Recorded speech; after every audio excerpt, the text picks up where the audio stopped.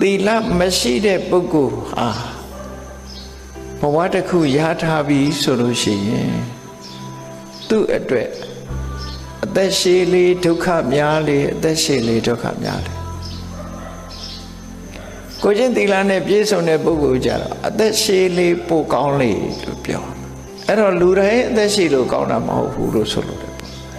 ကိုချင်းသီလနဲ့ပြည့်စုံတဲ့ပုဂ္ဂိုလ်တွေကြတော့အသက်ရှည်လေပိုကောင်းလေပဲကိုချင်းသီလမရှိတဲ့ပုဂ္ဂိုလ်ကြတော့အသက်တူရင်အကုသိုလ်နည်းတယ်အသက်ရှည်နေရင်အကုသိုလ်တွေပိုများမယ်ဒါကြောင့်မို့နှမျိုးခွဲခြားပြီးတော့ပြောသီလမရှိတဲ့ဒုသီလပုဂ္ဂိုလ်ဖို့အသက်တူလေးအကုသိုလ်နည်းလေးဖြစ်ရသီလရှိတဲ့ပုဂ္ဂိုလ်ဟာအသက်ရှည်လေးပိုကောင်းလေကုသိုလ်တွေများလေအဲ့ဒါလို့ခွဲခြားရမယ်လူတိုင်းအသက်ရှည်လေးပိုကောင်းလေမဖြစ်ဘူး